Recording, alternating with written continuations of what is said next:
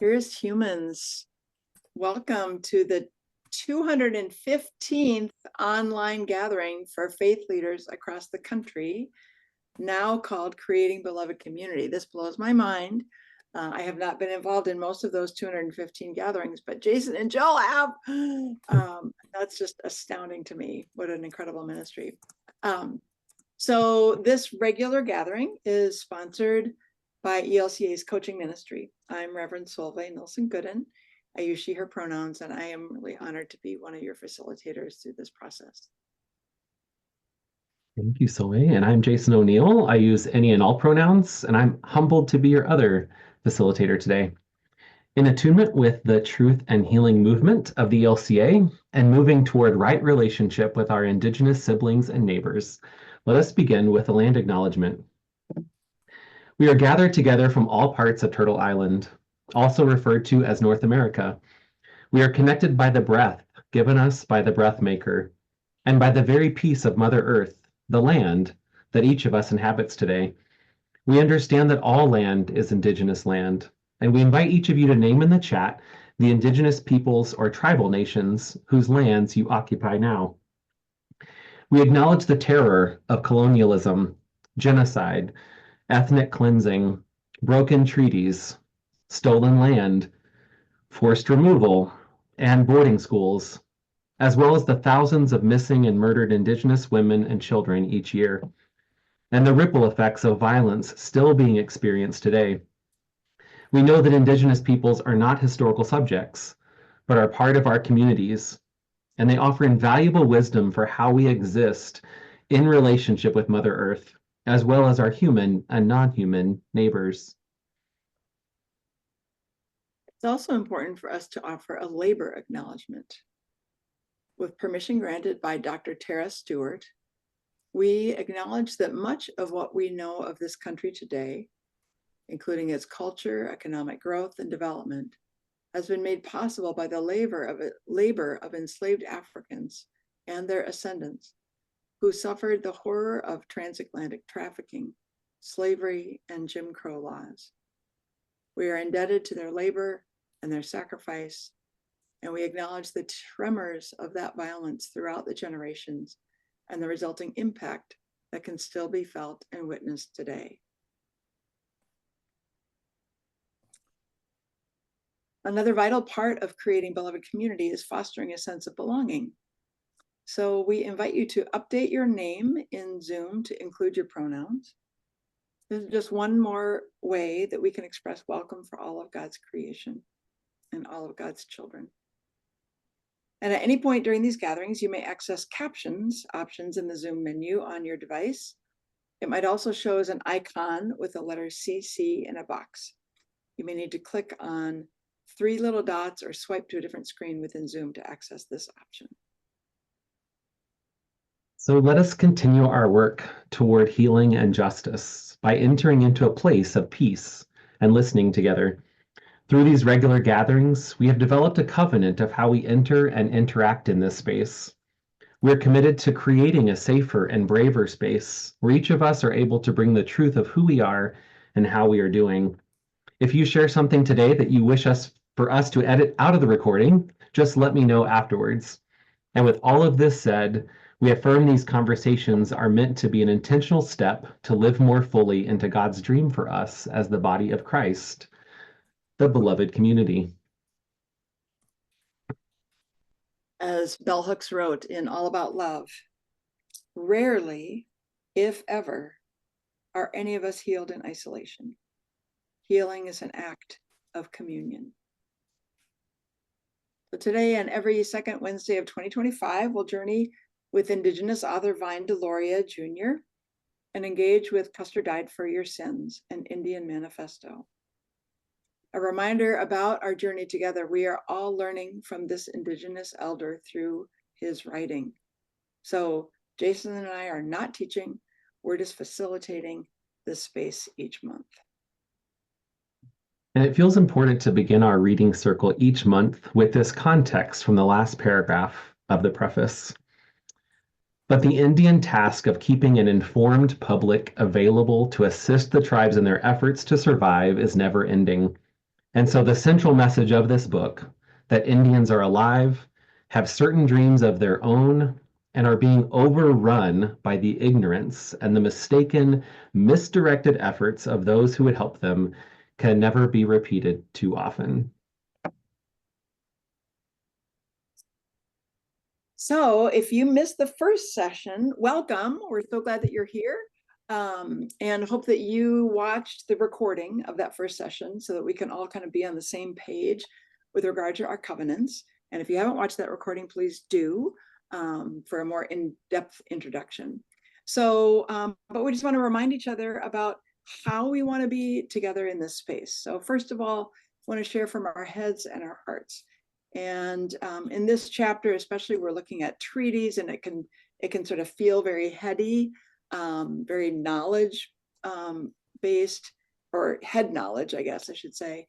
But just as a reminder, every time that every treaty, every idea, every event has impacted and continues to impact Indigenous bodies and communities and hearts and minds deeply, and traumatically. And so we always share from a space of thinking and feeling. Also want to practice awareness of time, so that each of us is able to speak and be heard. So just watch your time. Keep your sharing to a couple minutes until everyone who wants to share has a chance. It's possible we might interrupt you, but if that happens, it's just so for the sake of allowing everyone to be able to have time and space to speak. And so just practice self-awareness in that. And we're just continuing to look up or learn together.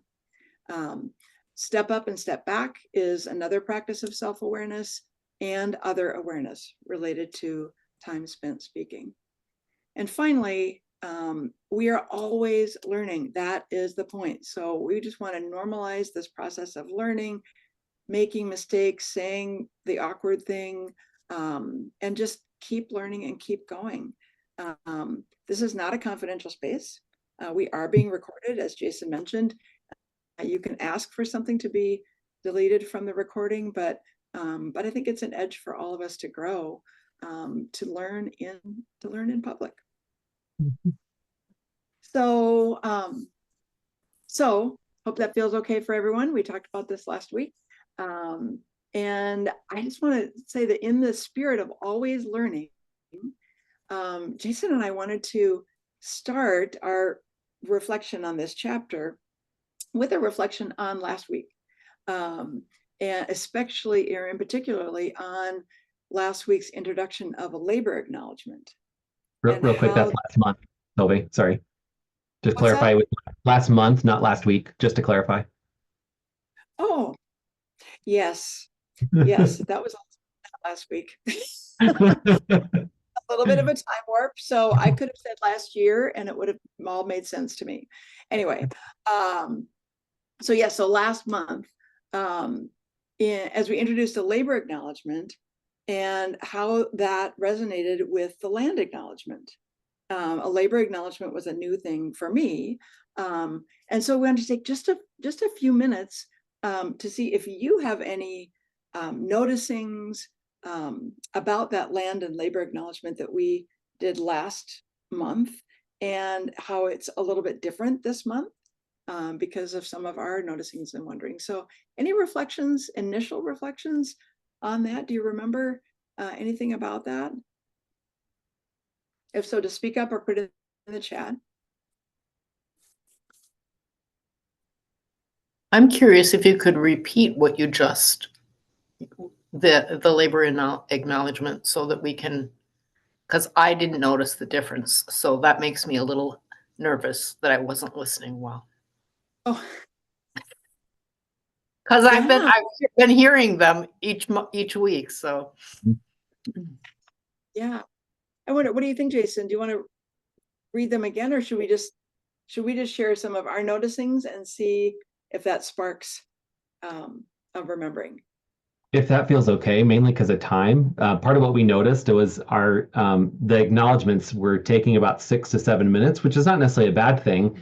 But but we basically slashed that in half as far as time and as far as like space for people, realizing like it was taking a decent chunk of time and maybe it needed to for a while. Like we did that for quite a while, leaving it pretty lengthy. But curious if we're in a different season. That's just kind of our own wonderings. If that feels okay, Tammy, to like not read through them again. Yeah, and then we can share more about yeah, what else? Janelle, I see your hand up. Oh, you're muted.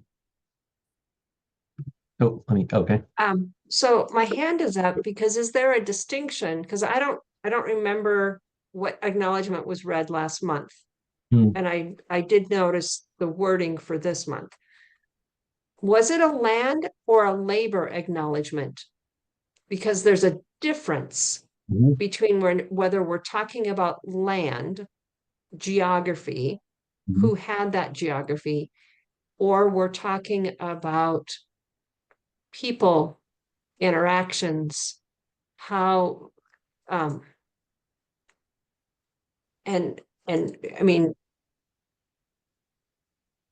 the labor acknowledgement. So I guess I'm going to stop there. Because I Yeah. noticed a big difference about talking about the labor and who curated the land, who had the land, how the people that it was the transatlantic trafficking as well as the pushing of the indigenous folk off their land, like how that labor ring happened. Mhm. Yeah, well, last month, there was also a land and a labor acknowledgement. So last month and this month, land and labor acknowledgements. And as we reflected on last month's, one of the things that I noticed, because a labor acknowledgement was new for me. I hadn't heard that actually. And I thought, well, wonderful, this is great. But one of the things I noticed was in the specific land acknowledgement that was used and labor acknowledgement that was used, the language of the labor acknowledgement was much more explicitly violent, naming the violence, than the land acknowledgement was. And to me, I thought, oh, what's the impact of that? Right? The impact on me was that sounds worse. I mean, even though it's insane to think about comparison, right? But it just made me think about, gosh, what is the impact of our language and the language that we use? So there's not an answer to that. I just named that for Jason, and then Jason noticed a different kind of comparison. So maybe you can share, Jason, what you noticed. Yeah, because we've been using a land acknowledgement. I don't even know how long, Jill. It's been at least a year, if not a couple of years, I think. And we pulled that from the ELCA, from the Indigenous Ministries. We pulled their lengthy one, meaning the one that they encourage if you have time, right? And that's a very white thing, right? That you've do we have time to fit in native stuff? Well, right. That's why we're here this week of each month. And so for me, I noticed like we it was much longer than the labor acknowledgement. The labor acknowledgement was 2 short paragraphs. The land acknowledgement was like, I think 8 or 9 paragraphs. So I was thinking we're giving them more time, not thinking about the language at all at that moment, because that was language that was sort of given to us or suggested. But as soon as Solveig said that, I don't know if you noticed, since then I have added another line about the violence done to Native peoples. And I pulled that from another land acknowledgement I found from somebody who said, yeah, I don't want to like whitewash this, like literally, right? We're making this palatable to white people so that then they will think about the land. Yeah. So again, we're not answering anything. We're learning together. We're discovering, gosh, what is the implication and how does it land for different people? And how do we use this language for the sake of ongoing learning? And yeah, so if there's any insight that final insight that someone wants to share about that, please do, and then we'll continue. Go ahead. Yeah, I had noticed, well, first, labor acknowledgement was new to me, so that has sent me to do some reading and researching on that. And I write prayers for my church on Sunday, so it has changed the prayers a little Mm. bit. That is getting included in ways that are growing for me. But I also noticed a difference this time. I couldn't have said what they were, but I noticed changes in how, I'm going to say, the white community, me as a white person, is growing and changing as I listen and hear these conversations and then think through, how do I live and what do I do as my thinking and understanding grows. Mm. Thank you, Jane. I want to note too what Naomi wrote in the chat. Both feel extra important right now in a time when our government is trying to erase evidence of the stolen sources of wealth and continue to remove funding and equity for the folks stolen from. Thank you, Naomi. Wow, thank you for that. I love this. I love it. We're learning in real time. And that's a real gift to me to be in a community that can do that. So as we began last time, our reflection, we're going to invite you into 5 minutes of silence. And in that time, we invite you to type into the chat your noticings, wonderings, things that agitated you, things that invited you to grow or struggle deeper from chapter 2. But because we're not just trying to be isolated in our learning, right? If there's something from a previous chapter that is really relevant to this chapter, include that as well, and how it's connected. Also, we offered an invitation to engage some websites.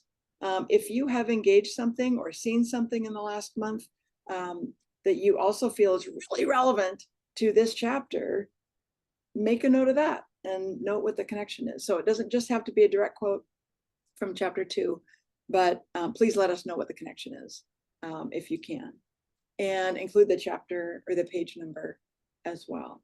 So we're just going to give you about 5 minutes, populate the chat, and then we'll start reading them for the Zoom folks as well.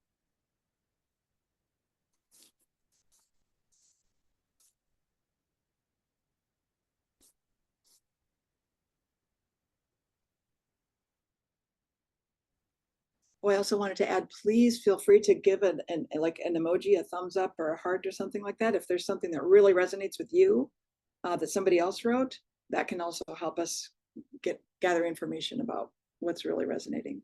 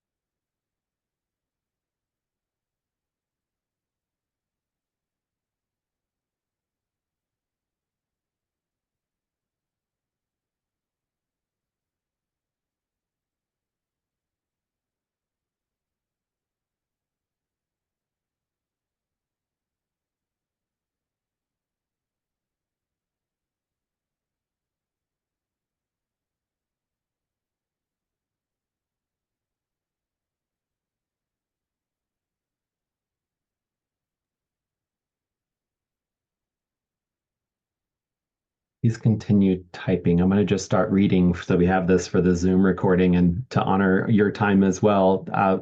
These are some fantastic noticings. From page 51, there has not been a time since the founding of the Republic when the motives of this country were innocent. Is it any wonder that other nations are skeptical, extremely skeptical about its real motives in the world today? From page 30, Christianity thus endorsed and advocated the rape of the Northern American continent, and her representatives have done their utmost to contribute to this process ever since. One sentence that stands out from page 51, America has always been a militarily imperialistic world power eagerly grasping for economic control over weaker nations. Oh, thank you, Alice. Because I wasn't sure my explanation of the word perfidy was quite on target, I had to look it up, and I did miss an important part. In the context of war, perfidy is a form of deceptive tactic where one side pretends to act in good faith, but does so with the deliberate intention of breaking that promise. Yeah, we don't know what that's like at all.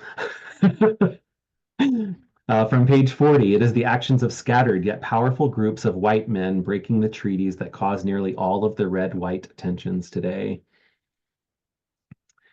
Disappointment in realizing the intentionality of the government's actions and how the church bought into the plans.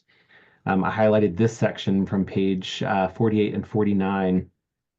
In looking back at the centuries of broken treaties, it is clear that the United States never intended to keep any of its promises. Like other areas of life, the federal government adapted its policies to the expediency of the moment. When the crisis had passed, it promptly proceeded on its way without a backward glance at its treachery. America has yet to keep one Indian treaty or agreement, a breach of common decency. I'm not sure. I think that might be page 28, if I recall, just so we have that for the recording. Page 35, the truth is that practically the only thing the white men ever gave the Indian was disease and poverty. I marked that one too. Thank you, Tammy. What I noticed was how often we put Indians in a no-win situation. Yeah, isn't that really nice and Christian of us? From page 51 or 49 and 51, the past has shown that even the most innocent looking proposal is often fraught with implications, the sum total of which is loss of land. And in every case, the goal was identical, land. Also from page 30, in discussion of the doctrine of discovery, Christianity thus endorsed and advocated the rape. We could add, and peoples who are indigenous, BIPOC, female, young, poor, ... I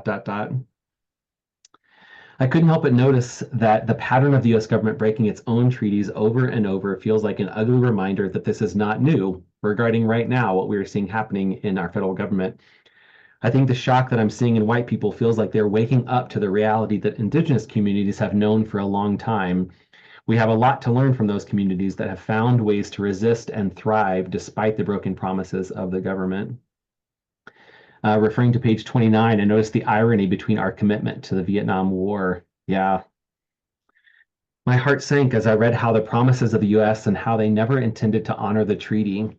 From page 41, recently the Supreme Court once again had an Indian fishing case before it, and the decision was so vague and indecisive that neither Indians nor the state could determine the next course of action.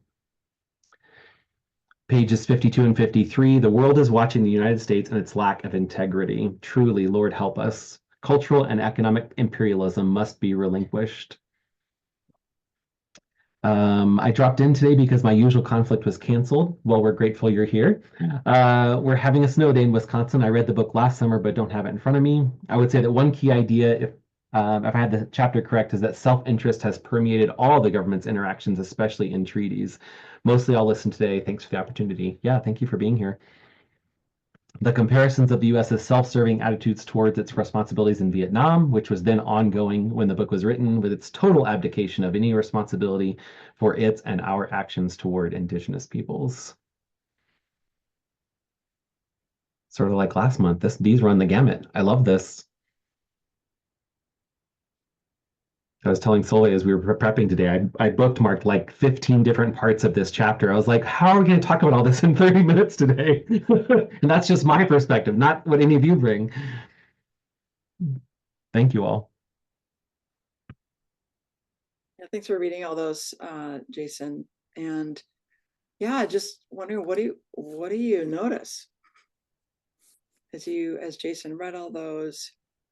What's coming to your heart as you read what was resonating with other people?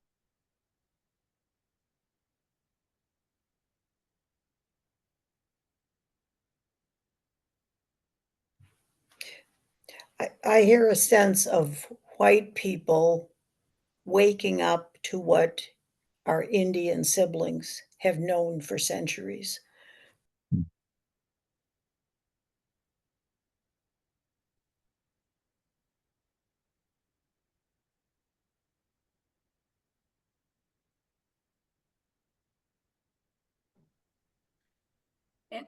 And it's just a reminder as we think of everything happening today.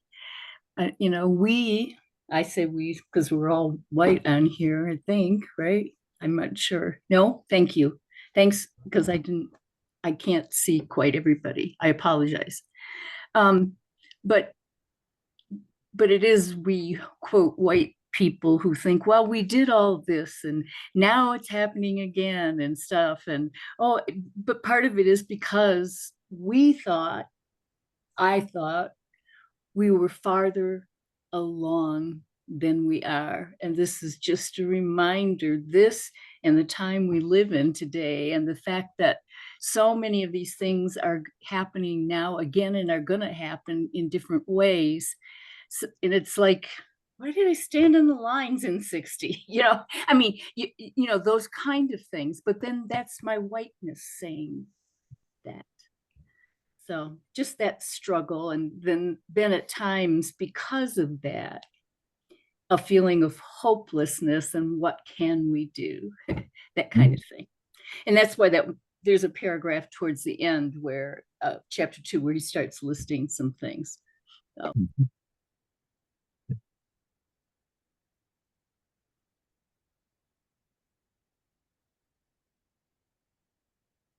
Maybe a little more from the chat just to make sure we're keeping these accessible for the recordings. I noted one current example from the Turtle Talk blog, which is one of the sites we referred to y'all from the recording page. They have a summary of one of the court cases related to, I think, one of the executive orders, if I recall. So there's a 4-paragraph summary on that, and also like the full legal brief if you want to go through all the pages of that. And someone said, I'm glad I can save the chat and go back to look at things that shimmered for others. Awesome. Yeah, we try to make this accessible in every way we can. And though this book was written long ago, it's still current and relevant. Yeah. And what has it been, like 60 years? I think it was in the 1960s when this was first written. So yeah, in some senses, it was just yesterday.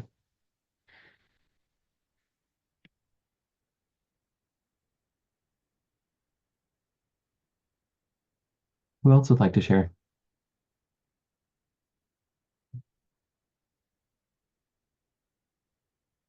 Yeah, Catherine. You. I read this book last summer, so and I don't have it in front of me, but I'm thinking about my response, my initial responses when I read it. It'd be interesting if you all agree. When I read this book, I found it more hopeful than I am today. I mean, he has an incredible sense of humor. So maybe that's what I'm remembering, but I'm less hopeful than he was. And I guess I want to recapture that hope, but I mean, it was not, he was very good at spelling out the problems, but there was a hope that change could happen as he wrote it. And I don't always feel that.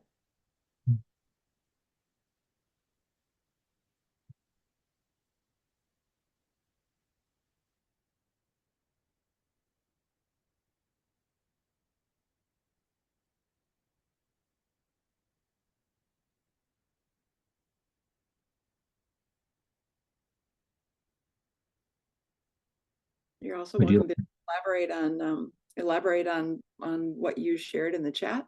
If you want to say a little more about why that resonated with you in particular, you're welcome to do that. And I'll read what Alice just added to the chat. I was struck by the discussion on page 49 of how things could have been different, using the example of how Canada treated its Indigenous population. However, the Canadian First Nations would likely take issue with the idea that their treatment was much better. Canada has done more to recognize and act on its past actions, however.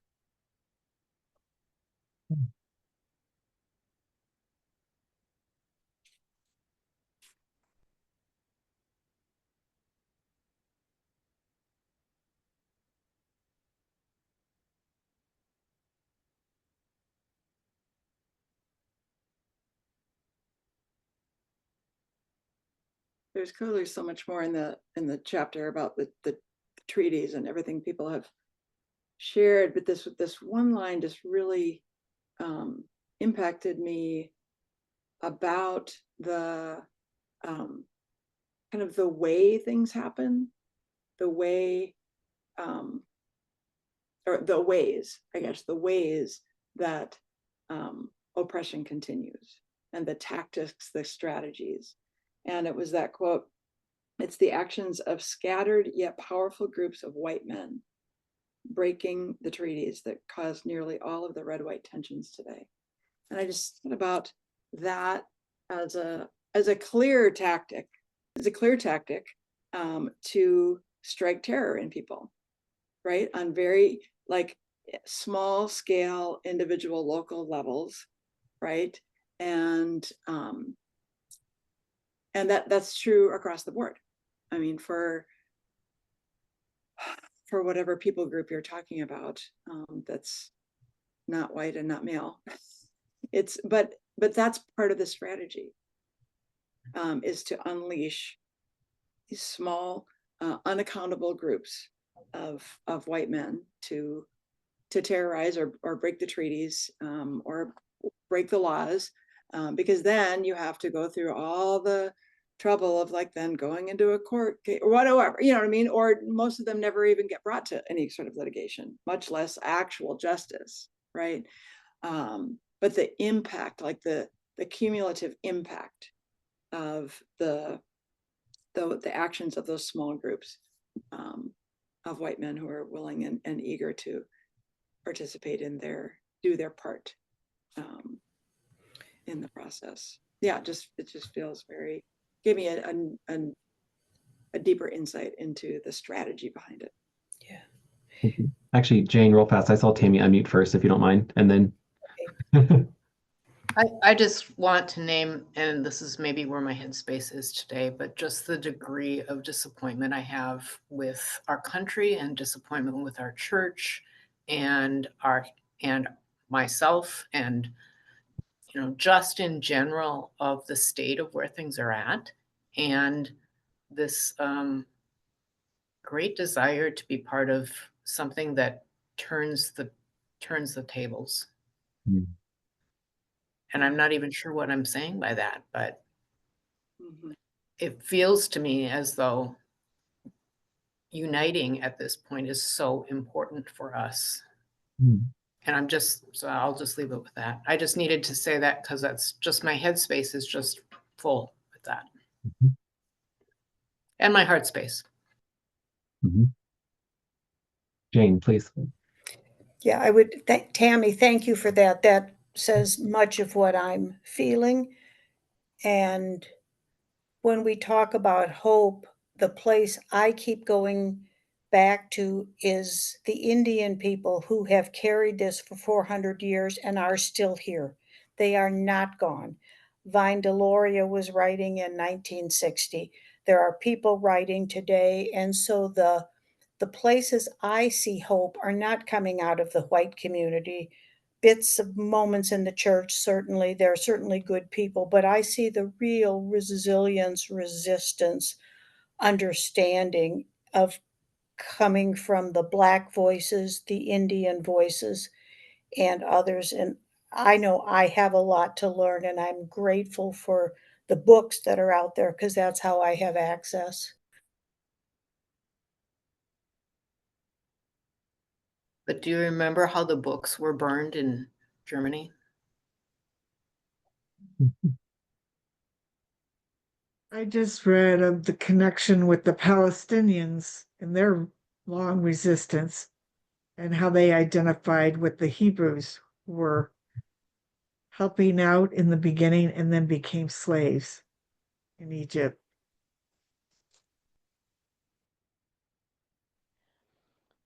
I think for me, a piece of this all is I'm very values driven. And particularly having worked with children and young adults, you come back to the values and you come back to consequences. You know, things as simple as if you don't clean your room, you don't get to go to the movie. Um, and that whole everything about that feels like it's been disrupted. Um, and so I appreciate the comments about hope and who seems to be really holding that hope for us. Um, and when I think about that, it's in many cases because it comes back to those values. It comes back to the Indigenous way of life and what has been held up through all of those generations. And just wondering how we change, as you said, how do we change that tide? How do we upset those tables when some of the ways we've used for our teaching and our learning and guiding has just seems like it's so far off course now. As long as it's not me, our self-centeredness as a society, as long as it's not me and I don't pay a price, then I'm not going to worry. And that's not who I was raised to be. And I just like to live in this little bubble that says other people will see it like I see it. So far, it's not working, but I love that you answered your own coaching question there at the end, Sunny.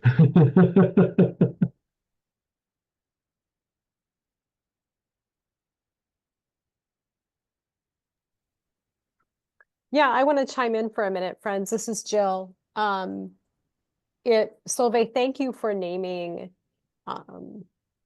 the pockets and the of power and the strategy that's been used in this time, and we can see this, you know, played out in the stories that are being shared. I want us to remember that our voices matter. What we are doing here right now will make those people that think that their strategy is working shake in their boots. Sit with that, friends. You do bring power. Your voice matters. I'm on the edge of crying because do any of you cry when you get mad? Oh, I hate that. But I'm right there.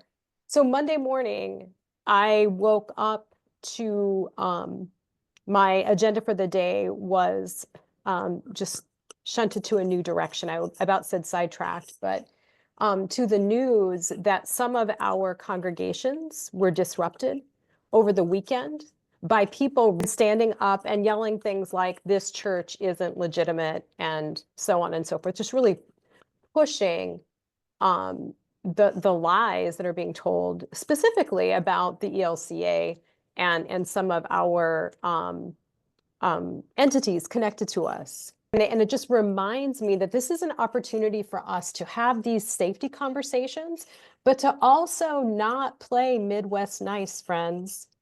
The time has come for us to stand up and say, no, this is a place of worship. If you are choosing to worship, you're welcome to stay. But otherwise, you can just take this and leave and have a plan for how to make that happen. I I I feel like a part of us is trained, we are trained in some way to be polite. There's no being polite with this. I'm not saying to be intentionally ugly or evil back, but it angers me just to my core. And I'm committed to not staying in that place of anger. I do believe that in the end, love wins. And sometimes love looks like standing up right in the face of evil and calling it what it is. And Jason, thank you for saying what you said. Because, buddy, I'm mad. Yes, I think again for the chat, for the recording, I just said I think love can feel mad and still be love. I find myself thinking, what lesson are some of us learning that never spoke up before, or it didn't impact us.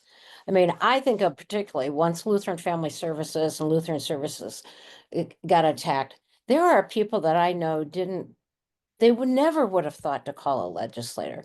They never would have thought about it. And all of a sudden it's them. And so my hope is that now that they're frustrated and angry, they'll open their eyes to say, oh my gosh, that was happening to so-and-so all the time.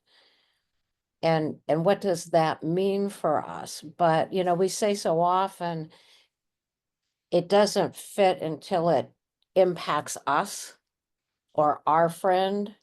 So out of this, it's just such an unusual time to hope that resilience will step up and say, as you're saying, Jill, we're not just going to sit down and be nice. I mean, Nebraska even has a slogan about we are the nice people. And boy, that didn't go over well when they came up with that cute one. Everybody was like, that's a laughing joke. But yeah, I'm with you. I failed to point out the link that I put in the chat about making 5 calls.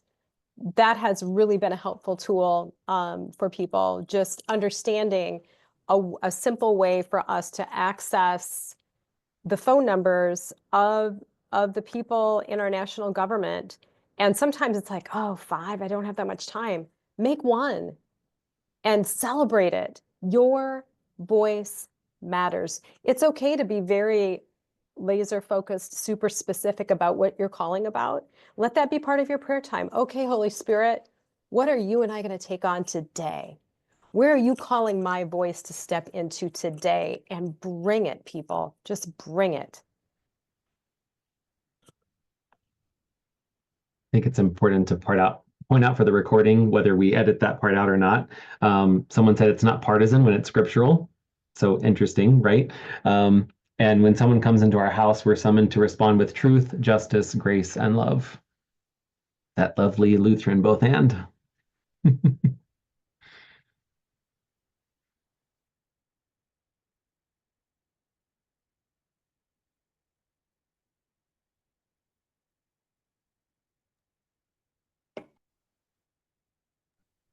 Well, given all the things that have just been said, one of I'm in the middle of some family issues, plus I'm traveling cross country for 4 months to be in another parish. And it's like, why am I doing this today? But I'm here on purpose today because I need to hear you all. I need to be with you all because I am going to be in a new place. And because we forget when we go through all our family crises or whatever, whatever it is, that this never stops. This ministry that we are part of and called to from the moment of our baptism.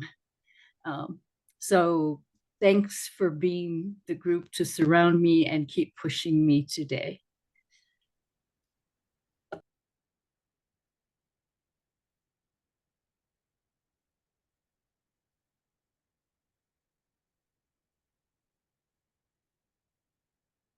We're getting really close to having to shift to our closing process, which just blows my mind, right? It's like, okay, could we have 3 hours, right? Maybe that might feel like enough, maybe not. But one thought that I just is really nudging at me right now is about the interplay of 2 dynamics. One is, again, another political strategy to flood the zone and overwhelm people, right? That it's a strategy. It's been a named strategy.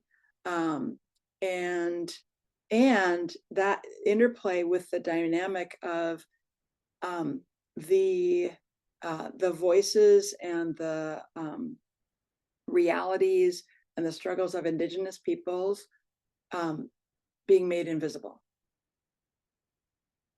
Because, like, well, there's this, and then there's this, and then there's this, and then like maybe then we'll, get to, solidarity with our Indigenous partners, right? So That's those two things. Yeah, I just invite us to really just be aware of that as we continue to move through this book and move through these times, how those two dynamics play together. And that, that link that Jason shared earlier, I invite you to take a look at that, because there, again, it's like the challenge to birthright citizenship isn't a direct affront necessarily to sovereign tribal nations here, and yet there's potential implications. So it's all connected, and yeah, I just don't want to lose that, as we are being overwhelmed with all the things. You mind, Jill, if I read that out loud, what you put in the chat? Something I'm sad about is how will this political climate take our eye off of the important work of healing and changing and honoring our Indigenous siblings, right? To what Solveig said. Even my outburst today did not really speak to the chapter. I would love to add, though, I think it's all connected, right? I mean, I think that's what we're learning from this, right? Like, we're all connected, it's all connected. So, like, as much as we would love to have it in neat little lanes, yeah, it's not really a thing. Also in the chat, the sense of overwhelm is strategic, and one response as we are able is to center down into our prayer spiritual practices, absolutely, and to not go at things one on our own. Yes, we need each other, absolutely. And that we're not alone in this, right?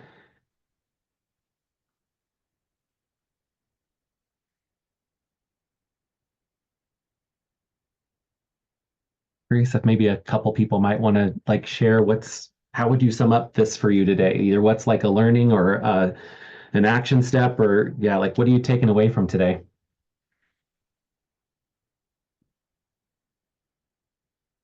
Yeah, also added in the chat, it's not only connected, it's where we find solidarity. Yes, thank you. Jane. I appreciate people naming the truth of how they're feeling and experiencing that, because having that clarity helps. I also appreciate people pointing to actions and strategies. So I find this a profound conversation around the chapter. Somehow it centers it all in a very meaningful way. Thank you, Jane. Janelle. I've been working on my unlearning and relearning going on 5-ish years. And it's such a blessing to recognize how I'm with others on the journey, and that learning continues, and that there's just always going to be opportunity to learn and practice and engage. And that's what today is about. And that's what finding out. We're blessed in the Pacific Northwest to have Elohe farms, and to be able to engage with Randy and Edith Woodley. And you know, it took them a while to find a place to be.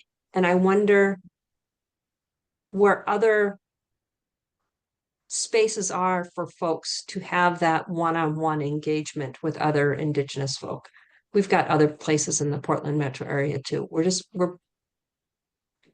Is it that we're blessed to have made these connections? Is it that we've done the work longer? I don't have the answer other than to say, I'm glad to be on the journey. Yeah, thank you, Janelle. Also added in the chat, we're all connected sounds a lot like All My Relations. Yes, and it made me think about the parable of the choir. Have y'all heard that? A friend once shared what we called the parable of the choir. A choir can sing a beautiful note impossibly long because singers can individually drop out to breathe as necessary, and the note goes on. Social justice activism should be more like that, she said. That stuck with me.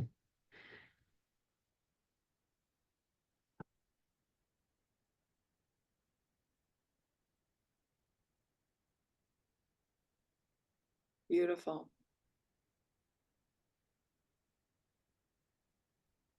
Any last, you can also put in the chat if you have a powerful learning from today, we could have maybe 1 or 2 more people share Mhm.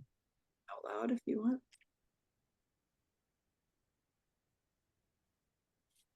Yeah, I'm talking a lot reading the chat messages. Feel free to unmute and just say it if you want.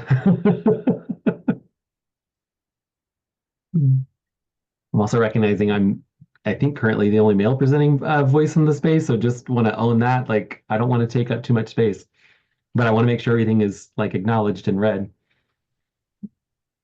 I just want to again affirm the gift we have of being together and learning together and walking with each other, regardless of where we might find ourselves in this particular moment, and being able to be that community that supports one another. And I think that truly is beloved community. So I'm grateful.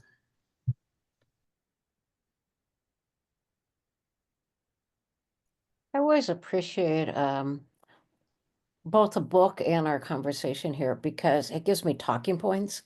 Mm. I meet with groups, oftentimes I end by saying, so when you bump into your friend, what are you going to tell them you did today? And it opens the door to be able to say, I was in a group and they were talking about. So reading the book and also being with this group gives me some talking points to raise the issues and raise the concerns by saying, I learned this today. I heard this from someone today, honoring confidentiality, but you give me talking points, and I oftentimes need those to be able to start, especially if it feels like I'm coming out of nowhere and I have my agenda. So thank you. Great, thank you so much for that. I'll just read to give Jason's voice a break. I will just read this last few. It also, we are all connected. All my relations also includes relationship creation. And then also, please do pray for our congregations. Many are trying to protect immigrants. They have schools connected to them and are being bullied by ICE agents, etc. It is all connected. So, just to bring our time to a close, just to remember that if you do miss a session, please watch the recording before the next session. Jason's got that link in the chat. You know where to find it. We're reading chapter 3 next month, and that will be on March 12th. So again, come prepared to engage head and heart, noticings and wonderings. And then again, invite you to engage with 1 or 2 websites or mailing lists so that we're really starting to or continuing to weave the connections between the several 100-year experience of Native peoples with white settlers, with our elder Vine Deloria's insights from 50, 60 years ago, with what's happening today, right? And making those connections. And then we just invite you to bring this question to your prayer. What do I need to remember that can help us on this journey? What do I need to remember that's deep in us?